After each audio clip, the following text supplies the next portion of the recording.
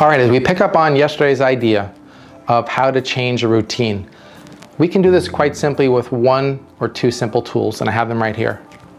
It's a pad and a pen. Can you take some time and write down what you eat every day? Can you write down in the breakfast, what do I have for breakfast? What do I have for lunch? What do I have for dinner? What do I have in between? And I look at people that are unhealthy. When I say unhealthy, meaning they don't have a good self-image of themselves, or they're eating more than they know they should be eating, and they're not Olympic athletes that need to do 6,000 calories a day to maintain their energy level to climb mountains and to swim back and forth in an Olympic swimming pool. How do you change a habit? At its core is you got to document what you're doing, because if you don't know what you don't know and you're not conscious, and again, today with the advent of social media, we're probably learning about this video right now and all the stuff we have going on. We have smartphones in our pockets. How do we keep track of stuff? And if you want to use your smartphone and write that stuff down, that's great. But I think what I love about having a pen and a pad is that it's on your desk, it's in front of you, it might be on the kitchen table, on the kitchen counter, where everybody's going to look at what they're doing in the family. And I always encourage everybody that's trying to change a habit is to find a support group. Find somebody that you can get around that's different. Someone you want to say, you know what, I need a buddy to coach. I mean, the best Olympic athletes, what do they have? They have a coach, they have a mentor, they have somebody that can actually encourage them along this road to positive change. So if I can be that person for you, I'm really grateful. But how can you look at your lifestyle today? How can you look at what you're eating? Again, journal it down and start looking at where you can make substitutions. Again, when I talk to people, and I'm just going to refer to women right now, and it also happens to men, but men have a bigger ego. Let me ask you a question. The ladies out there, and the men too, but I'll specifically ask the ladies because I know that I've asked them and they've given me this personal insight.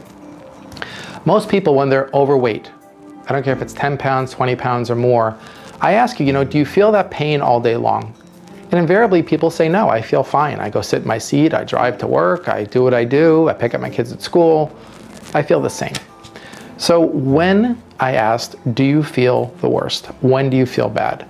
And you can think about this for a second after I bring it up, but invariably, even myself, when you get out of the shower, when you're putting your clothes on, you start looking in the mirror, right? You start saying to myself, I don't like that person over there. I don't like the way that person looks. And that doesn't make me feel good.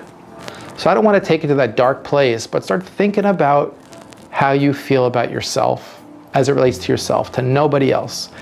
Because this race in life, this shift is really about you shifting your life. It's not about anybody else. Nobody should tell you how much weight you should lose or how you should feel.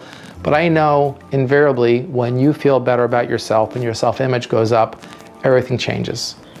How you walk changes, how you talk change, how you deal with things emotionally change because you have this good self-image. So if we need to go back to when we were 8 or 10 or 12 years old, when we were active in school, I want to take you back to that place and start thinking about how can you get back to that body when you were 16. Again, men or women, whether you've had kids as a woman, whether men, you've been sitting watching a lot of television, how do we break those old habits? And again, it starts with something simple like this, start writing them down.